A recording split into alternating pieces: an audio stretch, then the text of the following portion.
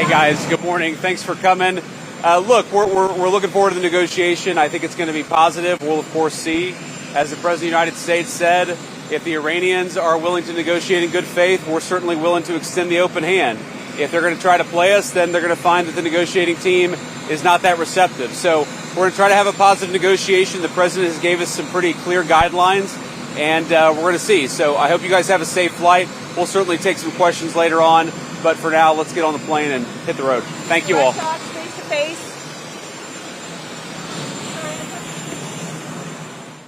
Well, I had a discussion with President Trump last night and set out to him the views of the region here. These Gulf states are the neighbours of Iran, and therefore, if the ceasefire is to hold, and we hope it will, it has to involve them. They have very strong views on the Strait of Hormuz. And we spent most of the time on the call talking about the practical plan that's going to be needed to get navigation through the Strait, and the role that the UK is playing. For a couple of weeks now, we've been pulling together a coalition of countries, now over 30 countries, working on a political and diplomatic plan, but also looking at military capabilities and actually the logistics of actually moving vessels through the Strait. So that was the focus of the discussion last night, reflection on what I've been discussing here, but also that focus on a practical plan in relation to navigation through the Strait.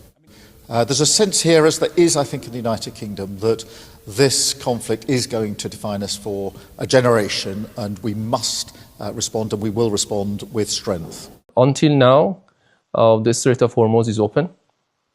Of course, there are technical restrictions because of the war zone and because of many arrangements that Iran did during the war, during this aggression against Iran. So there are some technical restraints, and this is why that all the ships that they would like to pass through the Strait of Hormuz, they have to communicate with our army and our military contact points there because of the limitations in this strait.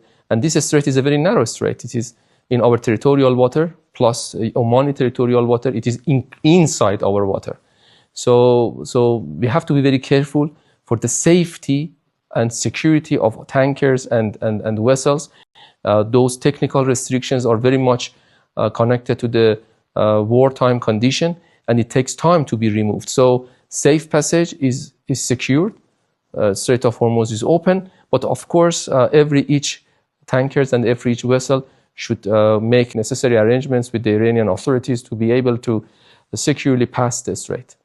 The fact that we have the negotiations still ongoing, we have some serious people being put into the room by the US, keeps us hopeful that everybody wants an off-ramp. The US wants an off-ramp, that Iranian wants an off-ramp, that they will do what they can do. They will get the maximum leverage that they can.